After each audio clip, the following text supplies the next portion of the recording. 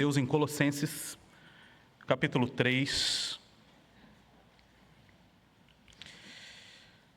Eu farei a leitura do verso 1 até o verso de número 17. Colossenses, capítulo 3, de 1 a 17.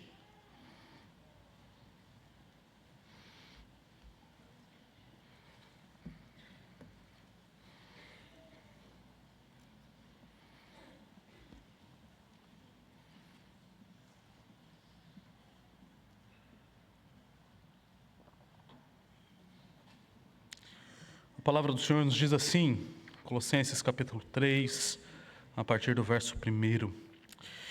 Portanto, se vocês foram ressuscitados juntamente com Cristo, busquem as coisas lá do alto, onde Cristo vive, assentado à direita de Deus. Pensem nas coisas lá do alto e não nas que são aqui da terra, porque vocês morreram e a vida de vocês está oculta juntamente com Cristo em Deus. Quando Cristo, que é a vida de vocês, se manifestar, então vocês também serão manifestados com Ele em glória. Portanto, façam morrer tudo que pertence à natureza terrena: imoralidade sexual, impureza, paixões, maus desejos e avareza, que é a idolatria. Por causa destas coisas é que vem a ira de Deus sobre os filhos da desobediência.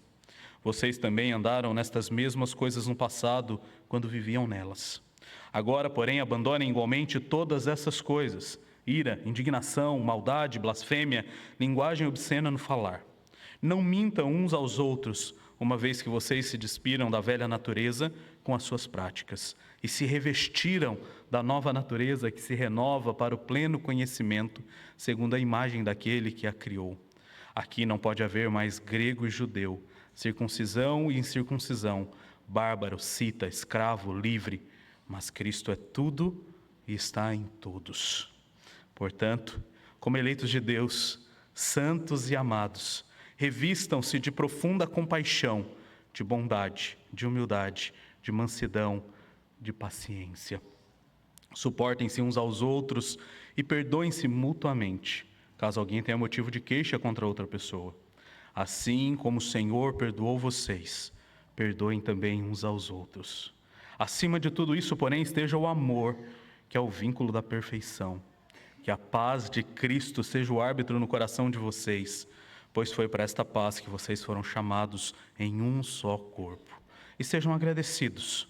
Que a palavra de Cristo habite ricamente em vocês, instruam e aconselhem-se mutuamente em toda a sabedoria, louvando a Deus com salmos, hinos e cânticos espirituais, com gratidão no coração. E tudo o que fizerem, seja em palavra, seja em ação, façam em nome do Senhor Jesus, dando por Ele graças a Deus Pai. Vamos orar mais uma vez?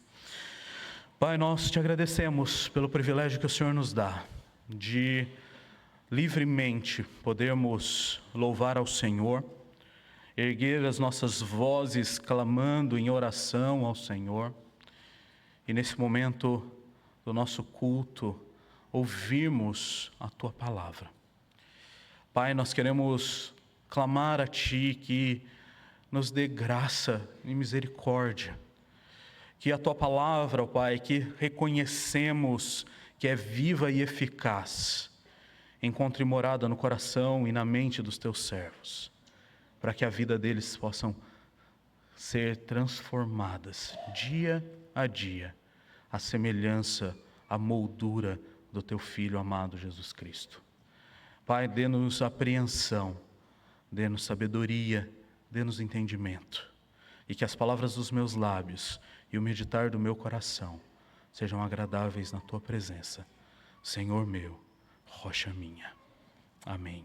Amém. Queridos, dois eventos ocorrem na vida de todo cristão. O primeiro evento que ocorre na vida do cristão é a sua salvação, a sua justificação. O momento onde você reconhece Cristo como Senhor e Salvador da sua vida. E esse momento marca o início da sua caminhada como povo, marca o início da sua caminhada como parte desta família da aliança. E normalmente você vai ter este momento como um marco, um divisor de águas na sua história. Alguns vão ter um marco mais acentuado por causa de um estilo de vida muito mais enfatizado, longe do Senhor, desfrutando dos prazeres da carne. Outros terão esse marco de uma maneira mais suave, na preservação do Senhor, daqueles que nascem na igreja, crescem na igreja, se tornam membros da igreja. Mas esse marco existe. E você sabe o momento em que você entregou sua vida a Cristo. Porque a partir deste marco, a partir deste evento, algumas coisas passam a ser diferentes. Comportamentos mudam, motivações mudam, anseios, desejos mudam. E se eles não mudarem, talvez o marco ainda não aconteceu. Se a sua vida não demonstra nenhuma diferença, este primeiro evento precisa ser revisto. Mas há um marco. O segundo grande evento da vida do cristão é o seu desenvolvimento em santidade. E este evento é um evento que começa na sua justificação, na sua salvação, e vai até a volta de Cristo, ou até que Ele te leve. Este é um evento que permeia toda a nossa vida, nos marca em cada passo que damos, e nos leva em direção ao progresso da vida cristã, caminhando nessa peregrinação rumo à cidade celestial. John Bunyan, eu citei ele aqui ontem no congresso. Ele escreveu um livro que vai descrever muito bem estes dois eventos. O livro Peregrino conta a história de cristão. E cristão tem este abrir de olhos para a sua realidade na cidade da destruição, e entende que ele não deveria mais caminhar naquele lugar. Este primeiro evento ocorre marcando a sua mudança radical de vida, fazendo com que ele saísse da cidade da destruição, colocasse a sua mochila nas costas e caminhasse rumo à cidade de Sião, a cidade celestial. E nós vamos ver o segundo evento sendo descrito por John Bunyan na caminhada de cristão rumo ao céu. E todos os percalços que ele passa, todos os companheiros de viagem que ele encontra, todas as tentações que ele precisa resistir e fugir em todo o processo da sua caminhada. E este livro ilustra muito bem a nossa vida, aquilo que fazemos. Quando olhamos para a Epístola de Paulo aos Colossenses, Paulo vai trabalhar um tema muito importante nesta epístola. E o tema trabalhado por Paulo nesta epístola é a mutualidade cristã. O desenvolvimento da vida comum e como em Cristo nós desenvolvemos vida e desenvolvemos a nossa peregrinação. Então, esta é uma das epístolas onde vemos Paulo trabalhando a obra de Cristo como fundamento para o nosso desenvolvimento em santidade.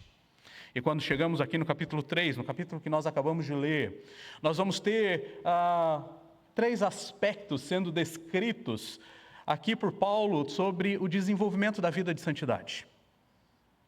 E Paulo vai marcar estes 3 aspectos com uma palavrinha que mostra uma conclusão a um conceito apresentado anteriormente. Então você, para entender o que Paulo está dizendo no capítulo 3, você precisa voltar um pouco no capítulo 1 e no capítulo 2 da carta. Entender o que Paulo está falando para aqueles irmãos e mostrando que Paulo enfatiza o fato deles agora serem nova criatura. O fato da obra de Cristo ter se concretizado na vida deles, os resgatando do mundo e agora capacitando-os a viver em novidade de vida. E aqui você vai ver essa palavrinha se repetindo no verso 1, no verso 5 e no verso 12. E ele está dizendo, olha, portanto, já que a obra de Cristo ela é eficaz, e ela vai realizar esses dois eventos na sua vida, você precisa agora responder. Você precisa desenvolver a sua santidade. E quando eu olho para o capítulo 3 de Colossenses, eu noto um aspecto muito importante. Paulo está trabalhando aqui o desenvolvimento da santidade, não no seu aspecto individualista, mas no seu aspecto comunitário. E aqui ele vai nos mostrar como nós desenvolvemos a nossa santidade comunitariamente. Como que nós desenvolvemos a nossa santidade comunitariamente? E o texto vai começar. Ele vai colocar a responder a este primeiro como. E ele vai dizer, olha, você desenvolve a sua santidade comunitária tendo Cristo como fundamento da sua vida de santidade. Olha para o início do capítulo 3, e ele vai dizer, portanto, se essa realidade agora aconteceu na vida de vocês, se vocês foram ressuscitados juntamente com Cristo. Se você voltar um pouquinho, lá no capítulo 2, no verso 20, ele vai dizer, se vocês morreram com Cristo. E agora, se vocês foram ressuscitados com Cristo. E o que Paulo está argumentando é que agora em Cristo nós somos nova criatura. Em Cristo nós temos uma mudança de paradigma. Em Cristo nós temos uma capacitação que nos leva a uma vida nova e diferente. Há uma doutrina preciosa dentro do nosso arcabouço teológico sistemático, que é denominada como a união mística com Cristo. E essa doutrina, ela vai enfatizar que a obra de Cristo, aplicada na vida do cristão, faz com que o cristão se torne uma nova criatura. Essa doutrina vai mostrar que agora em Cristo, como representante, como segundo Adão, como Paulo vai escrever aos Romanos, nós recebemos uma nova vida. E esses dois aspectos são enfatizados na doutrina da união mística com Cristo: morte e ressurreição. Quando nós morremos, aquela vida se encerra. Aquele andar desvirtuado, longe do Senhor, recebe uma pedra, um ponto final. E quando somos ressuscitados, nós recebemos uma nova vida.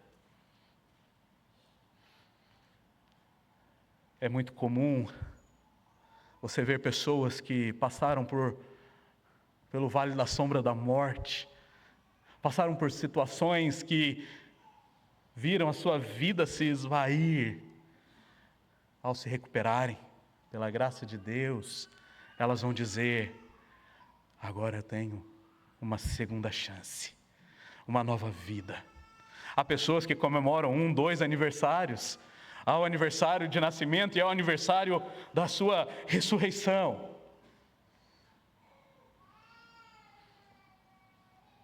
E em Cristo, somente em Cristo, nós podemos dizer que nós recebemos uma segunda vida. Uma vida que nos tira da morte eterna e nos leva para a eternidade. Uma vida que nos tira de uma vida devassa e nos leva a uma vida de santidade. Somente em Cristo nós podemos caminhar, somente em Cristo nós podemos respirar, somente em Cristo nós podemos viver.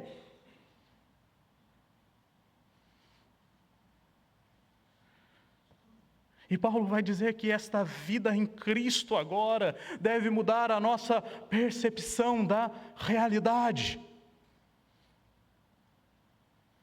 Se você olhar para o verso de número 1, finalzinho, a parte final do verso 1, ele vai dizer: busquem as coisas lá do alto, onde Cristo vive. Verso 2, pensem nas coisas lá do alto.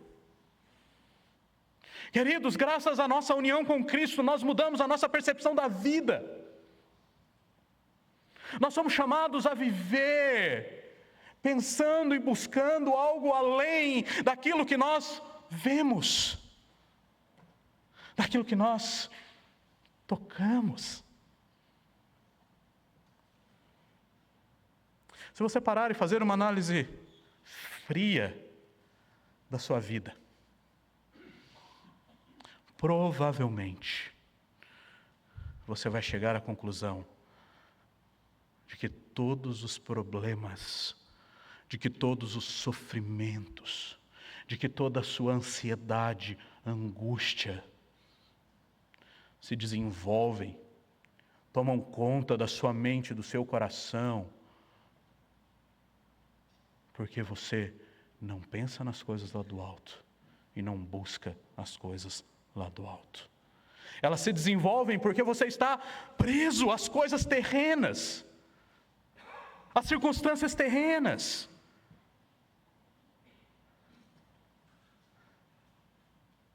Nós passamos agora, recente, por uma situação global.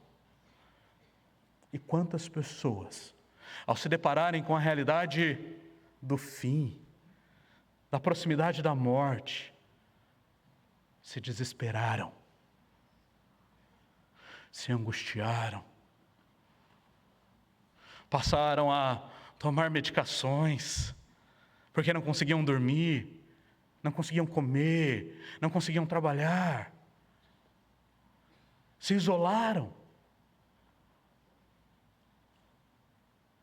porque elas estavam acuadas pela circunstância terrena e os seus pensamentos estavam nas coisas terrenas.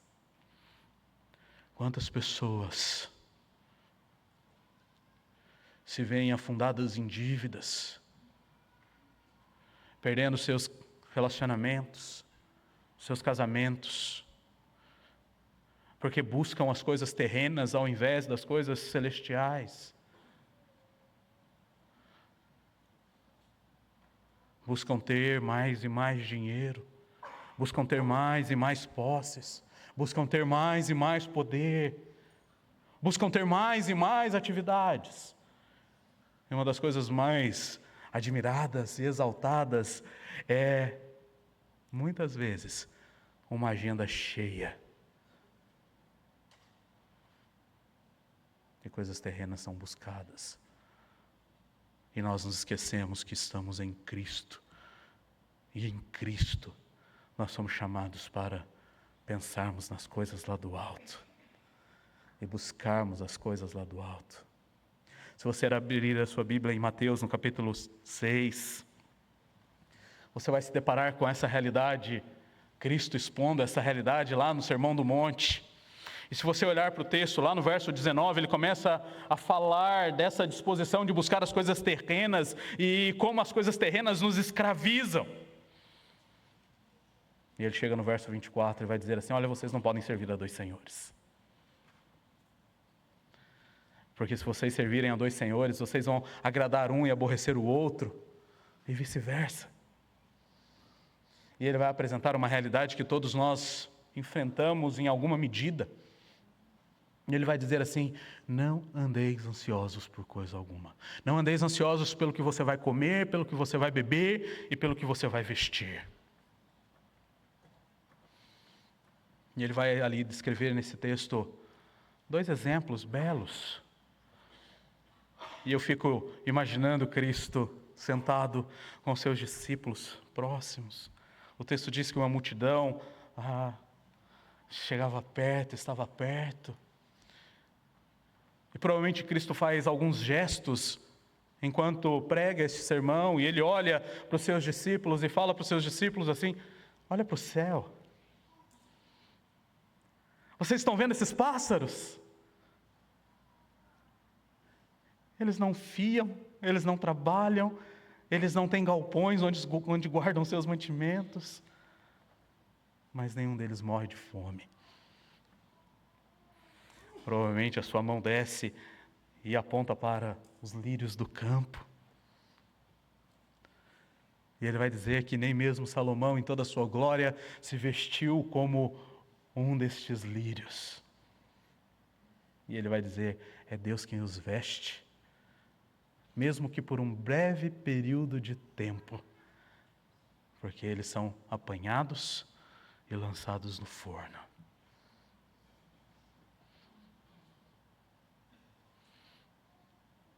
E ele vai então dizer: vocês muitas vezes são homens de pequena fé, porque vocês não descansam no Pai Celestial. Vocês não pensam e não buscam as coisas lá do alto. E ele vai concluir essa sessão dizendo assim: buscar em primeiro lugar o reino de Deus e a sua justiça, e as demais coisas vos serão acrescentadas.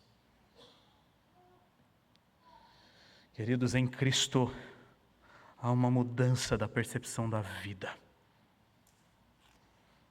Nós não somos mais escravizados pelas situações, pelas intempéries, pelas catástrofes humanas, porque os nossos olhos devem estar postos na eternidade. Os nossos olhos devem estar postos no céu. Em Cristo, nós recebemos uma nova esperança. E o texto vai dizer que agora que nós morremos em Cristo e nossa vida está oculta com Ele, nós podemos aguardar a manifestação da sua glória. Queridos, por estarmos unidos com Cristo, nós vivemos agora uma nova expectativa, uma nova esperança.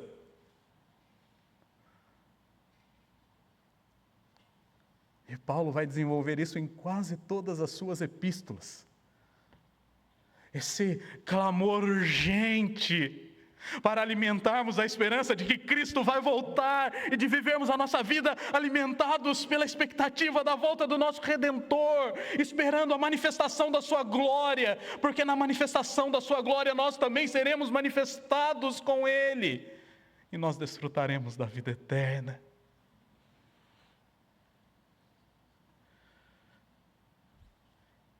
Queridos, nós não conseguimos desenvolver vida de santidade sem Cristo Jesus. Aqueles que tentaram, aqueles que tentam, eles são descritos na Bíblia como sendo fariseus legalistas.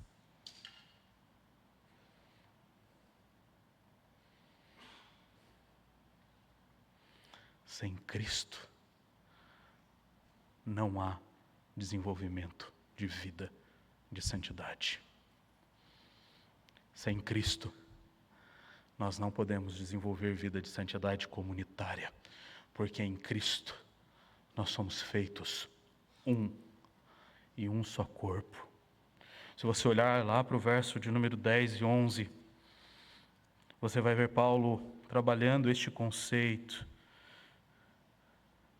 Ele vai dizer assim: se vocês se vestiram da nova natureza que se renova para o pleno conhecimento segundo a imagem daquele que o criou. Aqui não pode haver mais grego e judeu, circuncisão e incircuncisão, bárbaro, cita, escravo, livre, mas Cristo é tudo e está em todos. Em Cristo nós nos tornamos órgãos do seu corpo. Em Cristo nós nos tornamos membros da sua família. Em Cristo, nós nos tornamos igreja. E somente em Cristo. Isso nos leva ao segundo portanto. E aqui Paulo vai desenvolver o conceito de que o desenvolvimento de santidade, de uma vida de santidade, precisa passar pela mudança pessoal.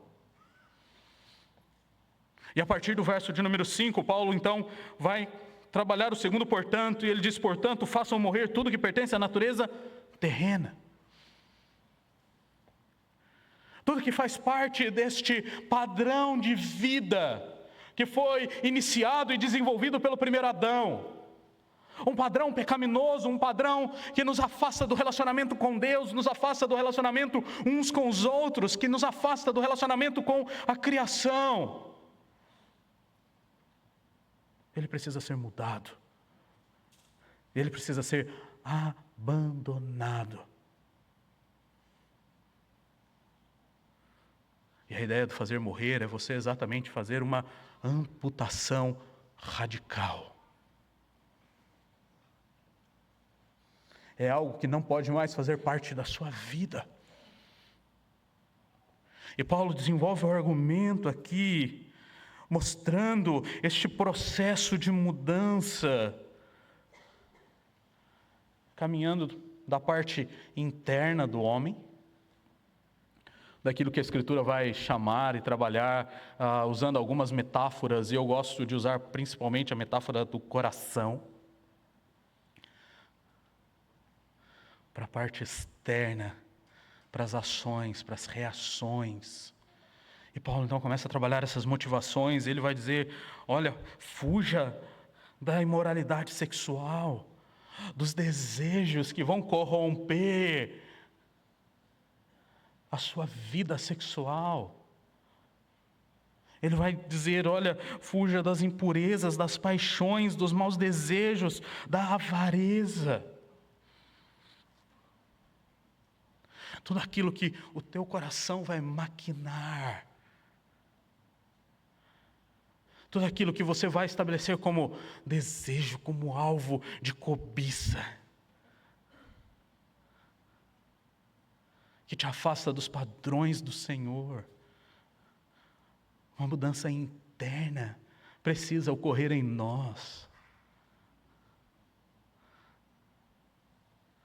Nós vivemos em uma sociedade que ela é moldada por muitos movimentos filosóficos que são totalmente avessos à Escritura. E muitos desses movimentos vão influenciar a maneira como nós entendemos quem é o homem. E vão influenciar a maneira como nós entendemos como o homem se desenvolve. E uma dessas teorias é chamada de comportamentalismo. E dentro deste movimento comportamentalista, o homem ele é visto apenas como um animal que pode ser condicionado nas suas ações. Os autores desse movimento, Pavlov, Skinner, eles vão defender, através de experimentos feitos com animais, um ratinho e um cão, que o homem, assim como estes animais, ele pode mudar os seus estímulos, e mudando os seus estímulos, ele muda as suas ações e as suas reações. E eles vão entender o homem como sendo apenas essa máquina condicionável. Mas não é isso que a Escritura nos ensina a respeito de quem é o homem. A Escritura vai mostrar que o homem ele não é apenas um ser condicionável, que pode responder ou não a estímulos, mas ele é um ser que foi criado à imagem e semelhança de Deus, e por ter sido criado à imagem e semelhança de Deus, ele é um ser que tem desejos, um ser que no seu coração, no seu interior, maquina, desenvolve anseios, conceitos. e da sua parte interior, ele vai a ações. E essa mudança precisa ocorrer, então, não no condicionamento do comportamento, mas ela precisa ocorrer no nível mais profundo, que é o nível do coração. Porque quando o coração ele é mudado e transformado, quando nós fazemos morrer esses desejos, esses anseios idólatras, que nos levam para nós mesmos, que nos levam para as circunstâncias que vivemos, as nossas ações vão mudar. E é isso que Paulo está argumentando aqui. Primeiro você precisa mudar no nível dos desejos, das motivações, para depois então trabalhar agora as suas ações e reações, o seu comportamento. E ele então vai dizer no verso de número 8, depois de mudarem o coração, agora porém abandonem igualmente todas estas coisas: ira, indignação, maldade, blasfêmia, linguagem obscena no falar. Não mintam uns aos outros, uma vez que vocês se despiram da velha natureza. O seu padrão comportamental deve mudar. Não por um condicionamento, mas por causa da mudança do coração que Cristo te capacita a fazer.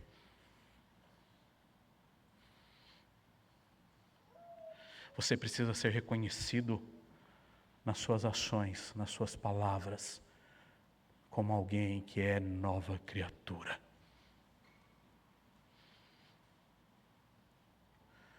Uma das coisas mais tristes que um pastor pode ouvir,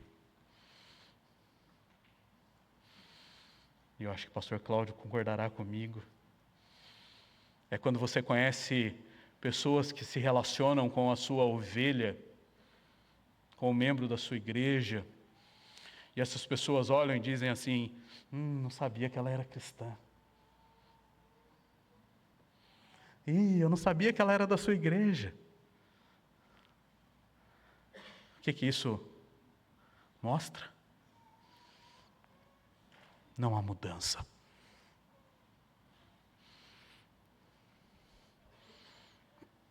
Não há testemunho público que leve outras pessoas a verem que agora nós somos nova criatura. Isso é sério. O desenvolvimento da santidade exige de nós uma mudança pessoal. E nós somos exortados e capacitados a essa mudança. Paulo, ao escrever a Tito, lá no capítulo 2, no verso 11, ele vai dizer que a graça salvadora se manifestou na encarnação de Cristo. E ela se manifestou salvadora a todo homem. E é esta graça, essa encarnação que nos capacita, nos ensina, nos educa a renegarmos as paixões mundanas e a impiedade e a vivermos neste mundo de forma sensata, justa e piedosa.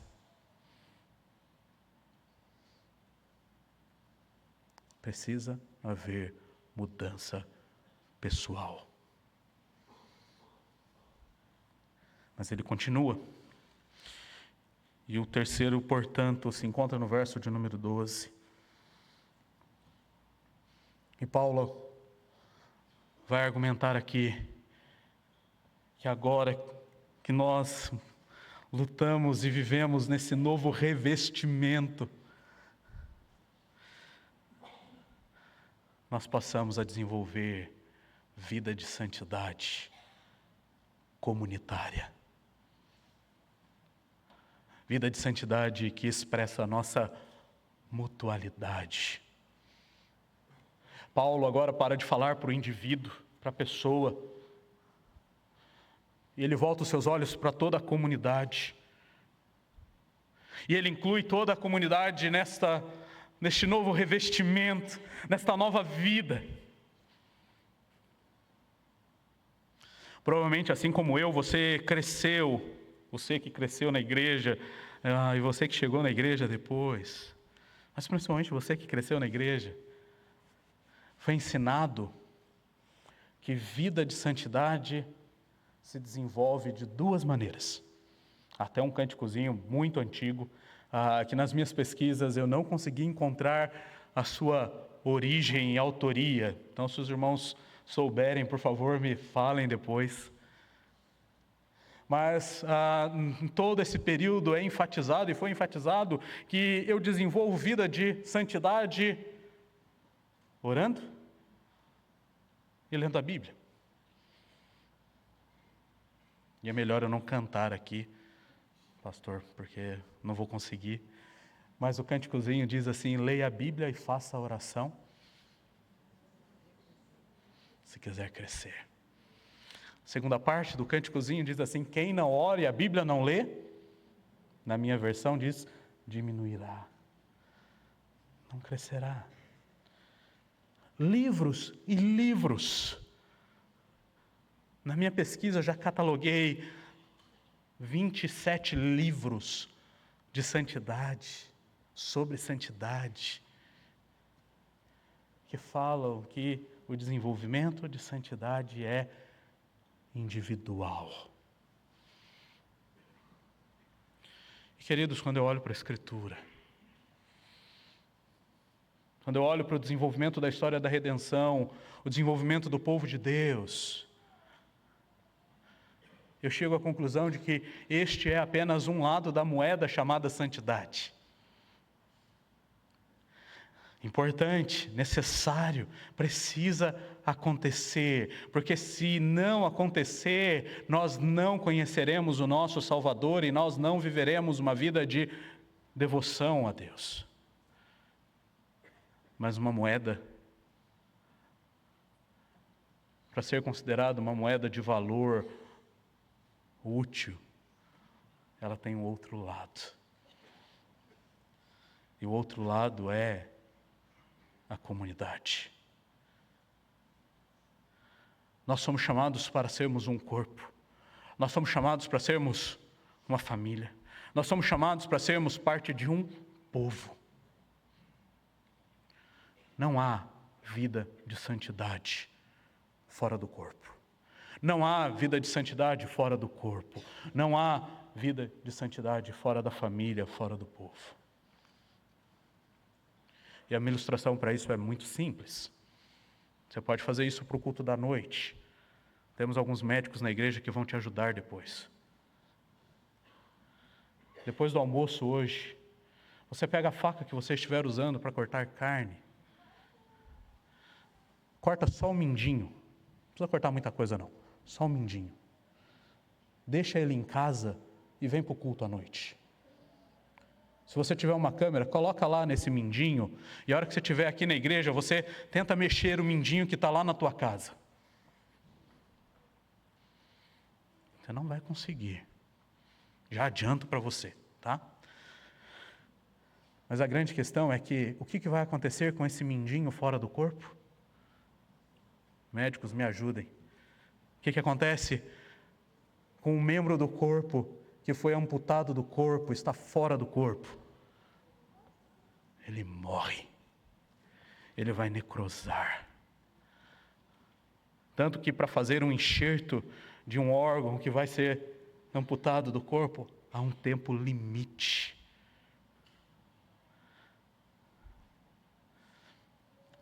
Não há vida fora do corpo. Quando olhamos para Levítico, nós vemos ali o Senhor estabelecendo o sistema sacrificial de adoração a Deus. O tabernáculo ficava exatamente no meio do povo.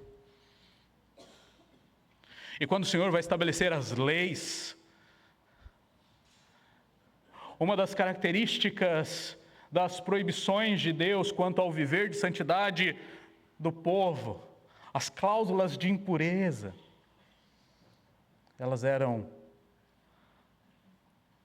punidas ou teriam como consequência o retirar aquele indivíduo do meio do povo, do arraial.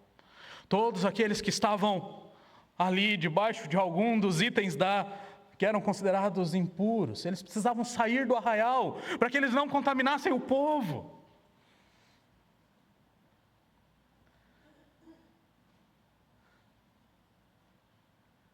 Queridos, nós zelamos pela pureza do povo como indivíduos no desenvolvimento da vida comunitária, no desenvolvimento da vida do povo. E é o que Paulo vai fazer aqui e trabalhar aqui do verso 12 até o verso 17. Ele começa destacando a nossa posição agora. Ele vai dizer como eleitos de Deus, como pessoas que estão unidas com Cristo, que foram alvos da obra maravilhosa de Cristo. Santos e amados, chamados para viver uma vida separada, uma vida diferente. Agora vocês precisam desenvolver e se revestir daquilo que Paulo vai descrever em algumas listas no Novo Testamento, nas suas epístolas, e em Gálatas nós vamos ter esta lista sendo descrita como fruto do Espírito Santo. E ele começa dizendo: vocês precisam se revestir agora de compaixão, de bondade, de humildade, de mansidão, de paciência. Queridos, todos estes atributos nós não conseguimos desenvolver na nossa individualidade. Todos esses atributos, eles exigem o outro. Eu não consigo desenvolver e testar compaixão se eu não tiver alguém que é alvo da minha compaixão. Eu não consigo desenvolver bondade se eu não tiver alguém que é alvo da minha bondade. Eu não consigo desenvolver paciência, mansidão, humildade, sem ter o outro como alvo.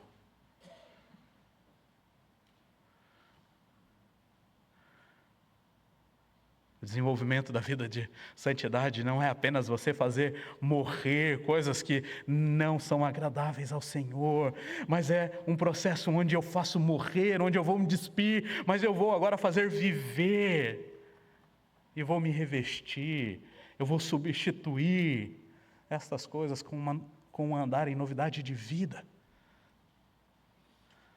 E esse andar em novidade de vida exige o outro, exige mutualidade. E Paulo aqui vai dar uma lista de ações que nós devemos fazer no desenvolvimento da nossa santidade comunitária.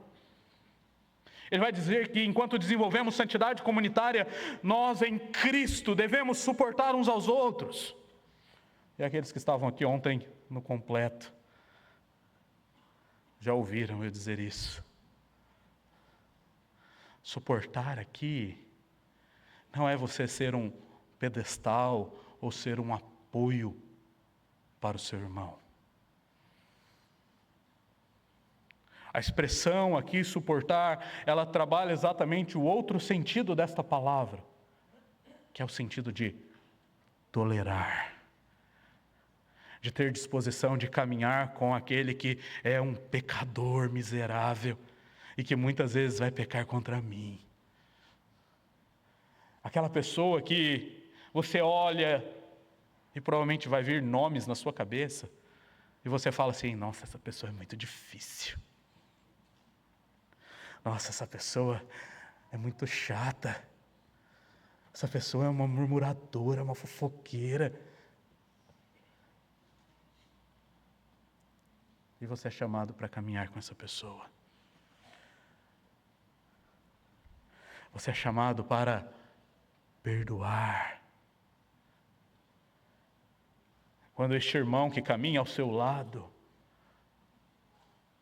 te ferir com seus pecados.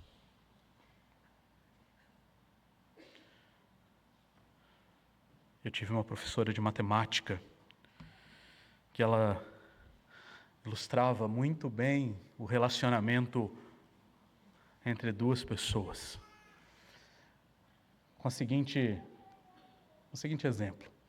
Claro que a aplicação dela não é a aplicação que eu faço, mas o exemplo é bom. Ela diz que nós nos relacionamos e devemos nos relacionar com as pessoas como dois porcos espinhos. que enfrentam temperaturas frias. O que acontece? Esses dois porcos espinhos, eles começam a se aproximar para se esquentarem. Mas chega um momento que um espinho vai ferir o outro. A primeira reação quando isso acontece é: opa, vamos nos afastar. Isso aqui não vai dar certo. Mas o frio vai fazendo com que eles se aproximem de novo. E vai chegar um momento em que eles terão que suportar um pouquinho de dor para se manterem aquecidos. Claro que nós podemos fazer uma outra aplicação melhor, redimida.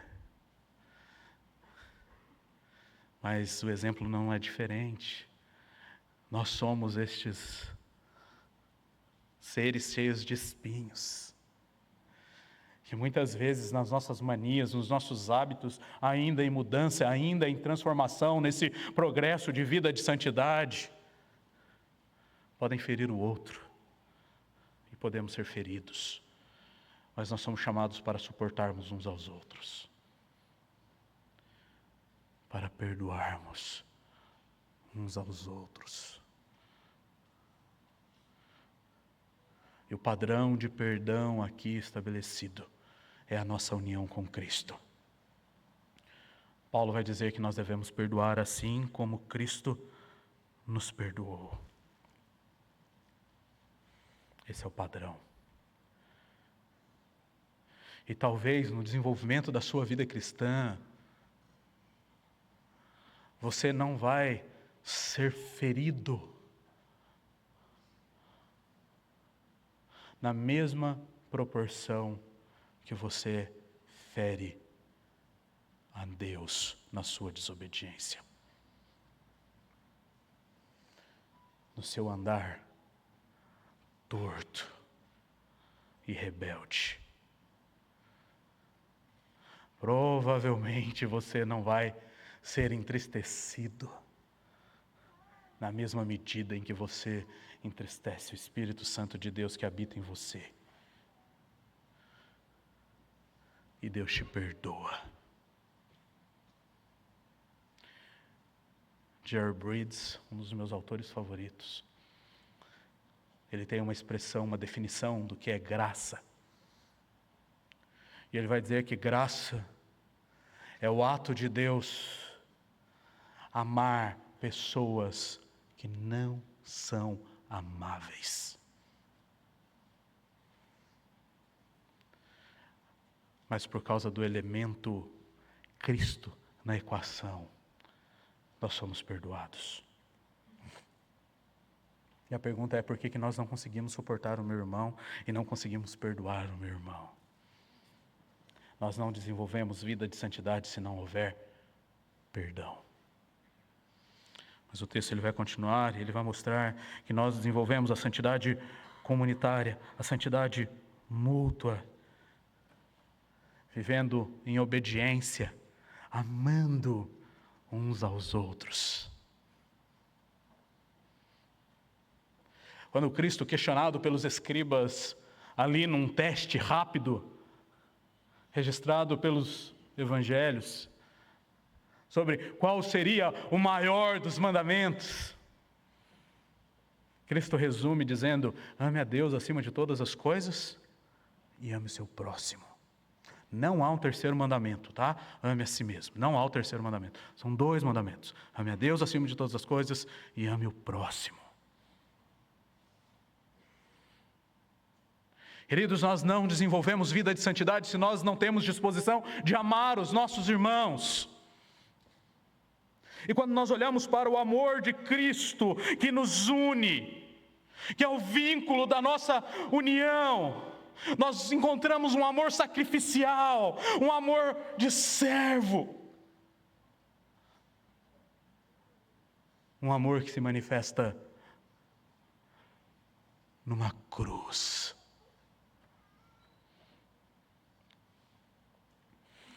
E nós voltamos ao verso 13. suportarmos uns aos outros, é uma expressão do nosso amor pelo outro, pela nossa disposição de servir o outro e de nos sacrificarmos pelo outro. E quantas vezes a nossa vida cristã, ela não é desenvolvida como marajás, onde nós só buscamos sermos servidos, onde nós só buscamos que o outro se disponha a mim. Quando nós somos só aqueles que assistem o desenvolvimento da igreja e das atividades, mas nunca nos dispomos a servir. Queridos, não há desenvolvimento de vida de santidade sem um amor sacrificial. Sem um amor onde nós vamos considerar Deus mais importante do que qualquer outra coisa no nosso tempo e na nossa vida, e onde nós vamos considerar o nosso irmão mais importante, muitas vezes, do que nós mesmos.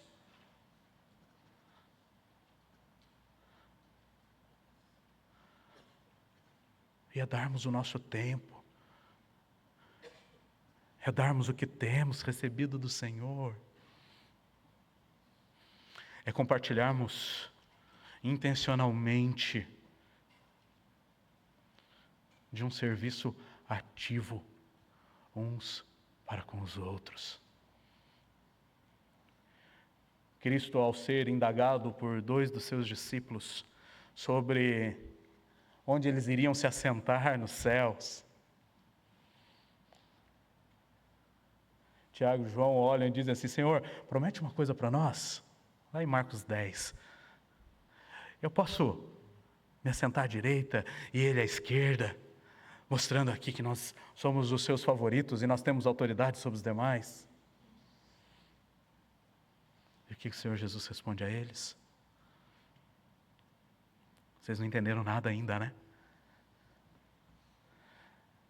Porque aquele que quer ter autoridade, aquele que quer ser Senhor, primeiro precisa ser servo. Primeiro precisa servir. E nós servimos como ato de amor.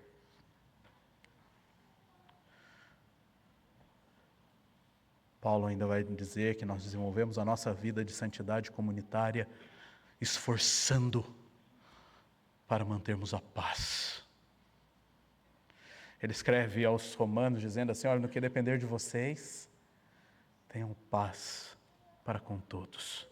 E aqui ele está dizendo: olha, que a paz de Cristo, vocês estão unidos com Cristo, e que a paz dele seja o árbitro no coração de vocês, pois foi para essa paz que vocês foram chamados em um só corpo. Queridos, para sermos cristãos que desenvolvem a vida de santidade comunitária, eu vou reforçar mais uma vez, nós precisamos aprender a suportar os nossos irmãos, e para isso nós precisamos manter a paz. E uma das características do cristão que amadurece no Senhor é que ele deixa as picuinhas, ele deixa o melindre de lado. Ele deixa de ser um causador ativo de conflitos.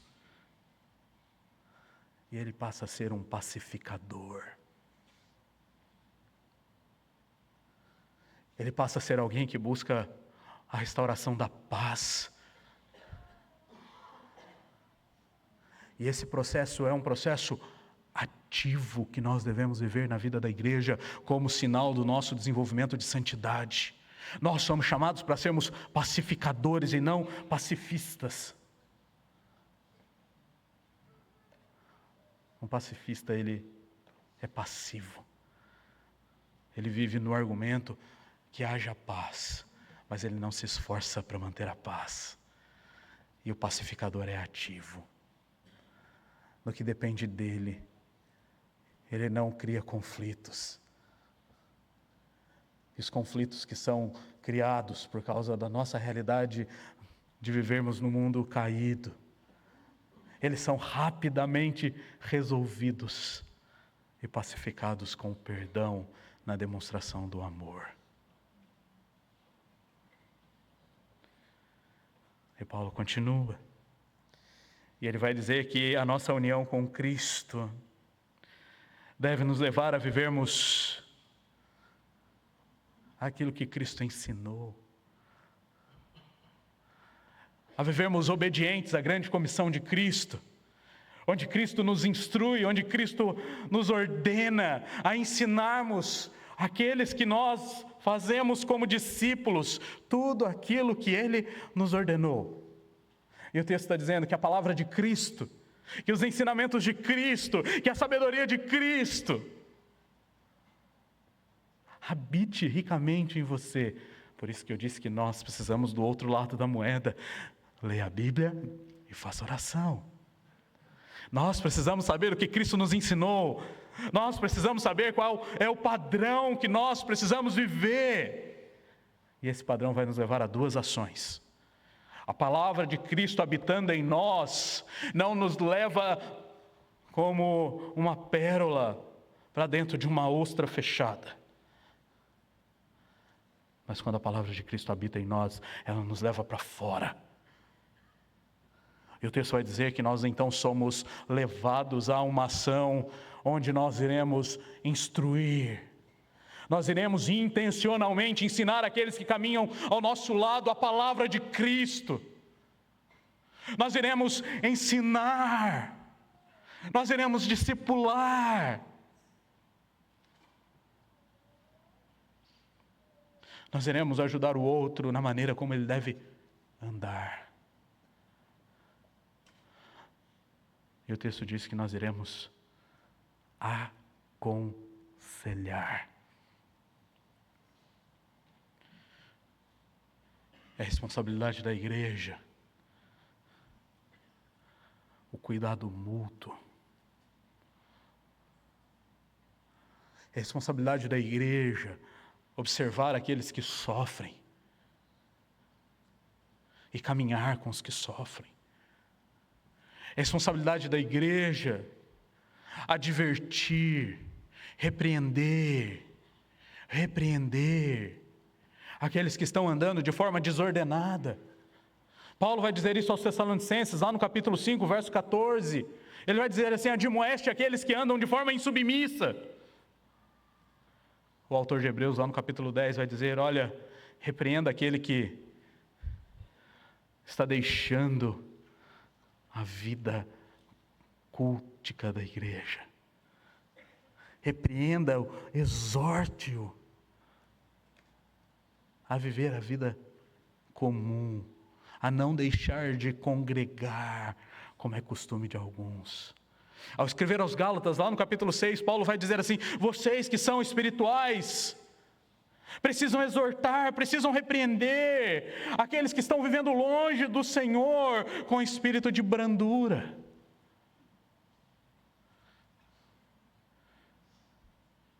Queridos, quando nós vivemos em comunidade, quando nós vivemos como povo de Deus, nós precisamos nos preocupar com o desenvolvimento de santidade do nosso irmão.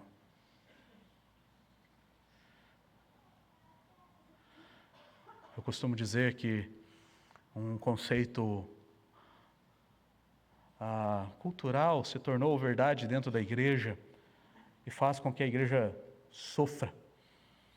Há uma expressão, um ditado que diz que em briga de marido e mulher, não se mete a colher.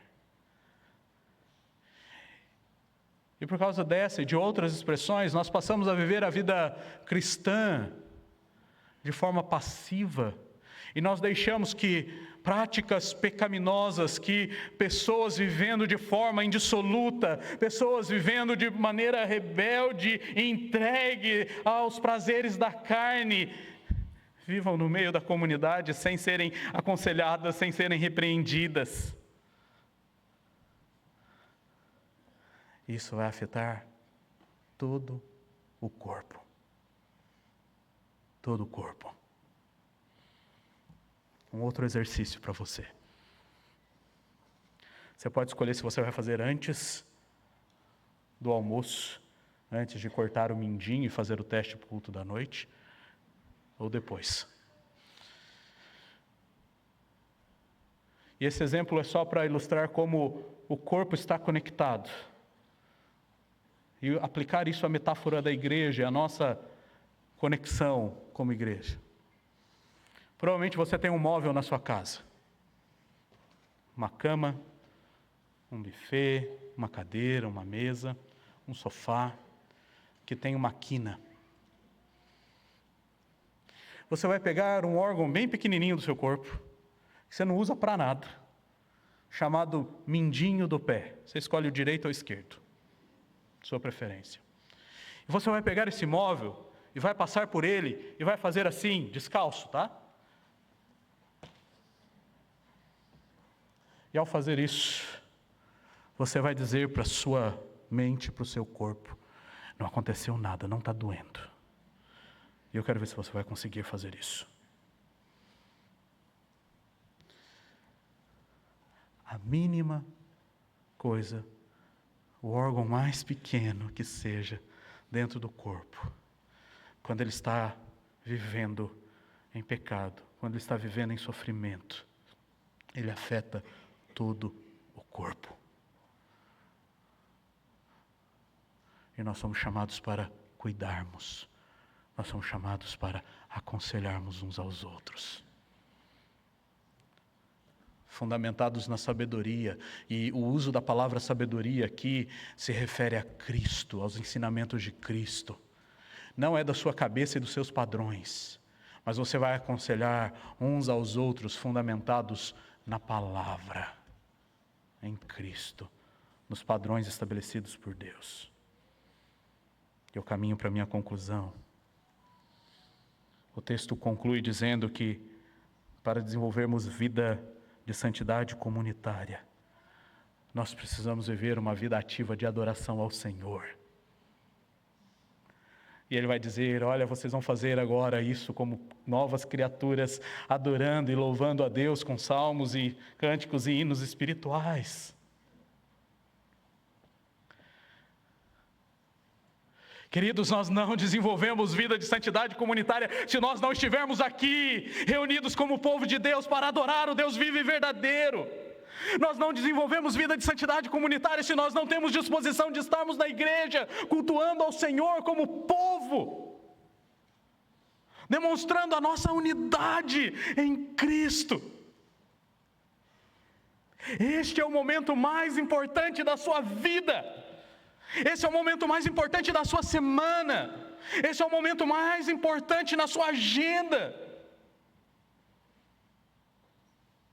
E este momento não pode ser trocado por nada.